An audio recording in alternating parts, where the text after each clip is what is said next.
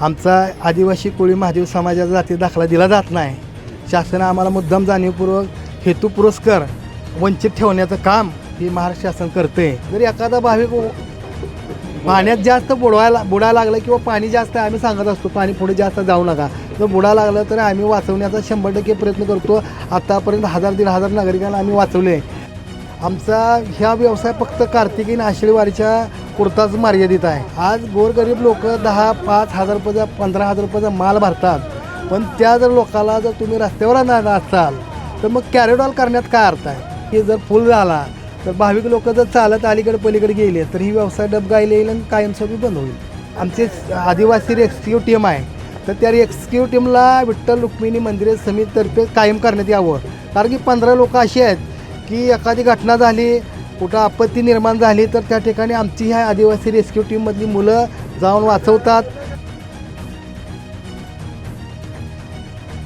आषाढी वारीनिमित्त पंढरपूर नगरी हे सज्ज झालेले आहे. आपण जर पाहिलं तर चंद्रभागेला स्नान करून भाविक भक्त वारकरी हे पांडुरंगाचं दर्शन घेण्यासाठी जातात. परंतु वर्षानुवर्षे या ठिकाणी होडीवाल्या असतील किंवा हे नाव चालक असतील ते भाविकांची सेवा करताना आपल्याला पाहायला मिळतात. अनेकांचे जीव देखील त्यांनी वाचवलेले आहेत.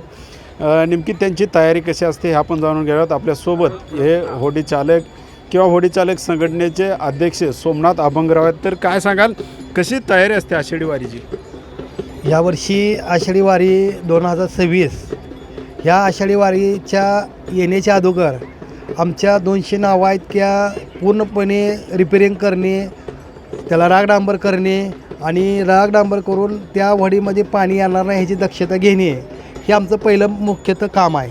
त्यानंतर आषाढी वारी आल्यानंतर भाविकांना गोपाळपूरचं दर्शन असेल, इस्कॉनचं मंदिर असेल किंवा फिरण्याचा भाग असेल किंवा नौकाविहार करण्याचा भाग असेल तर ह्या ठिकाणी आलेल्या भाविकांना आम्ही ही सेवा कायम देतच आलेलो आहे. जर एखादा भाविक पाण्यात जास्त बुडायला लागलं किंवा पाणी जास्त आहे, आम्ही सांगत असतो पाणी पुढे जास्त जाऊ नका. जर बुडायला लागलं तर आम्ही वाचवण्याचा 100% प्रयत्न करतो. आत्तापर्यंत 1000-1500 नागरिकांना आम्ही वाचवले. पण सुदैवानं असं आहे की रात्रीच्या वेळेला नावं आमच्या 7ला बंद असतात. 7 नंतर पहाटेच्या 5 वाजेपर्यंत आम्हाला ही कल्पना नसते. एखादा भाविक दगावतो कारण की पाण्याचा अंदाज येत नाही, खड्डे पडलेले आहेत, वाळूची चोरी, अशा अनेक घटना या ठिकाणी घडलेल्या आहेत. तर प्रशासनाला आमचं मागणं आहे की बाबा की तुम्ही ह्या ठिकाणी ज्या आज आमचे आदिवासी रेस्क्यू टीम आहे तर त्या रेस्क्यू टीमला विठ्ठल रुक्मिणी मंदिर समितीतर्फे कायम करण्यात यावं. कारण की 15 लोक अशी आहेत की एखादी घटना झाली, कुठं आपत्ती निर्माण झाली तर त्या ठिकाणी आमची ह्या आदिवासी रेस्क्यू टीममधली मुलं जाऊन वाचवतात, प्रयत्न करतात. एखादी बॉडी तळात असेल तर ती जाऊन काढणं. परवा माड्यामध्ये कधी न भूतो न भविष्य असा पूर आला होता. त्या ठिकाणी NDRFची जवान आज जाऊ शकले ना, त्या ठिकाणी अशा 7 लोकांना तिथं अशा अडचणी ठिकाणी बाहेर आणण्याचं काम केलं. वाखरीमध्ये घटना झाली, आलेली एक वाहतुकी म्हणजे ही आली होती, गाडी आली होती. ती गाडी डायरेक्ट रस्त्याचा अंदाज न आल्यामुळे विहिरीत पडली. 12 लोक तिथं मयत झाली. त्यामध्ये काढण्याचं पण काम केलं. आणि माननीय कलेक्टर साहेबांनी जसं आम्हाला आशीर्वाद साहेब होते त्यांनी जसं परवाना दिला चालवण्याचा, होडी चालवण्याचा, तसा कायमस्वरूपी परवाना द्यावा. आमच्या मुलाबाळांचा व्यवसाय ह्यातनं मुलंबाळं काय ते शिकावी. आमचा ह्या व्यवसाय फक्त कार्तिकी आणि आषाढी वारीच्या पुरताच मर्यादित आहे. इतर वेळेला पाणी नसतं, अडचणी असतात, भाविक कमी प्रमाणात येतो, ओलाढाल कमी होते, घर प्रपंच चालवायचा प्रश्न आहे. मुलं बाळ शिक्षणासाठी वह्या असतील, पुस्तकं असतील, ड्रेस असतील. तर आमची मागणी आहे की बाबा शासनानं ह्या पण गोष्टीचा आमचा विचार करावा. आज पंढरपुरामध्ये अनेक ठिकाणी बघताय की आज अतिक्रमणा नावाखाली, कॅरिडॉलच्या नावाखाली लोकांच्या घरावर बुलडोजर चालवलं जातं आहे. 40 वर्षात आत्तापर्यंत हे प्रकार कधी झाला नाही. आताच का व्हायला नाही पाहिजे. आज गोरगरीब लोक 10-5,000 रुपयाचा 15,000 रुपयाचा माल भरतात, पण त्या जर लोकाला जर तुम्ही रस्त्यावर आणणार असाल तर मग कॅरिडॉल करण्यात काय अर्थ आहे? तुम्ही म्हणता 16 लाख येतात, 17 लाख येतात, आत्तापर्यंत रेकॉर्ड आहेत. 15 लाखाच्या वर कधी भाविक आले नाहीत पंढरपुरामध्ये. कशी आली, कशी मोपली ही पण आम्हाला कळलं पाहिजे. कारण की शासनानं कॅरिडॉल जरूर करावा, प्रगती जरूर करावी, आमचा त्याला विरोध नाही. पंढरपूर नागरिकाच्या हेतूनं मला असं वाटतं की बाबा ह्या पण लोकांचं कुठंतरी स्थलांतर करावं, ह्या पण लोकांचा कुठंतरी व्यवसाय कायमस्वरूपी व्हावा. आणि वडीलवाल्यासुद्धा मुलं आहेत आमची 200 ठिकाणी, आमच्या मागं 5,000 कुटुंब आहे. आमचासुद्धा पोटापाण्याचा प्रश्न आहे, तर तुम्ही ह्याकडं पण लक्ष देण्यात यावं. आणि पंढरपुरामध्ये कायमस्वरूपी पाणी राहावं. ह्या ठिकाणी ह्या गोपाळपुरापाशी एक बांधारा बांधला आहे. त्या बांधाराची दारं आता वारी झाली काढली जातात. कायमस्वरूपी ही चंद्रभागा कोरडी तुम्हाला दिसणार. आंघोळीसुद्धा पाणी राहत नाही. मध्यंतरी तर बघितलं तर आळ्या झाल्या होत्या. ड्रेनेजचं पाणी त्या गोपाळपूरपासून खालच्या बाजूला. कितवी पिढी आहे या व्यवसायात तुमची? आमची 6वी पिढी आहे साधारणतः. 6 पिढ्या झाल्या आत्तापर्यंत. माझ्या पंजापासून मी बघतो आहे. त्यांच्या आधी त्यांचे 2 वडील आजोबा झाले असतील, पण ते काय आपण बघितलं नाहीत. माझ्या पंजाला मी बघितलं, आज्याला बघितलं, वडील आहेत, मी स्वतः करतो. आता माझा मुलगा आला आहे.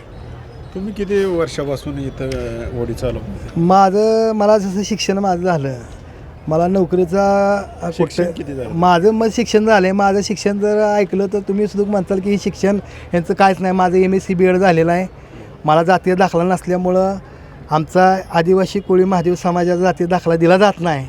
शासन आम्हाला मुद्दाम जाणीवपूर्वक हेतुपुरस्कर वंचित ठेवण्याचं काम हे महाराष्ट्र शासन करते.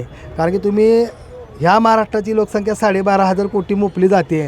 त्यामध्ये 1,05,00,000 ही लोकसंख्या आदिवासीची मोजली जाते. तर 13 जिल्ह्यात जर आदिवासी असतील तर मग 40 लाख लोक जर तुम्ही त्यामध्ये काउंटिंग करताय, मग राहिलेले 70 लाख लोक काय कुठं आले? त्या लोकांचा निधी कुठं जातो आहे? ही पण प्रश्न आहे ना. मग आता याचा उदरनिर्वाह कसा चालतो? आता कसं आहे की आम्ही वडीवर आमचं पोट पाण्याचा प्रश्न आहे. आम्ही वडी व्यवसाय करून आपलं चालवतो. वडीचा व्यवसाय असेल, कोण गंध लावते, कोण नारळ कापूर विकतात, कोण चाय विकते. आज बघितलं तर इथं नदीला एक सुद्धा हॉटेल ठेवलं नाही. सगळी हॉटेलसुद्धा काढून टाकली. मग आता वारीच्या पिरियडमध्ये जर आम्हाला पैशाचं इन्कम नसेल तर आम्ही काय करायचं? वारी झाल्यानंतर उद्या मुलं बाळ शिक्षणासाठी जर म्हणाली वह्या आणा, पुस्तकं आणा, समजा शिकवणी लावा, पैसे कुठनं द्यायचे? आता इथं कॉरिडॉर होणार आहे म्हणतात, पूल पण होणार आहेत म्हणतात इकडून. आमचा काय परिणाम होईल? परिणाम असा होईल की जर पूल झाला तर भाविक लोक जर चालत अलीकडे पलीकडे गेले तर ही व्यवसाय डबगायला येईल आणि कायमस्वरूपी बंद होईल. काय परिणाम? मग कुटुंबही कसं चालवणार? काय तयारी केली? हे जे अजून आम्ही म्हणजे आमची मीटिंग होणार, त्यानंतर आम्ही ठरवणार की शासनाला आम्ही काय तर आमचं मानधन मागणार आहे की बाबा आमचा कुठं तर तुम्ही बंदोबस्त करावा, कुठं तर आमच्या मुलांना कामाला घ्यावं, अशी आमची त्यांना विनंती राहील. दररोज किती तास होडी चालवतो?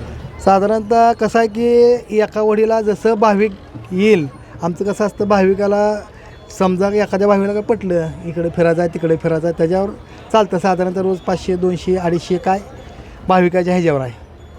आपण जर पाहिलं तर हे जे होडी चालक आहे ते वर्षानुवर्षे जवळपास 5 ते 6 पिढ्या झाल्या या नदीमध्ये चंद्रभागेमध्ये होडी चालवण्याचं काम करतात. परंतु आता प्रस्तावित कॉरिडॉरमुळे यांच्या जगण्यावर देखील गदा येण्याची शक्यता व्यक्त केली जात आहे आणि त्या दृष्टीनेच हे आता होडी चालक उद्विग्न झाल्याचं आपल्याला पाहायला मिळतं आहे. शासन प्रशासन काय निर्णय घेतं आहे हे पाहणं महत्त्वाचं देखील ठरणार आहे. राईट अँगल न्यूजसाठी अशोक कांबळे, पंढरपूर.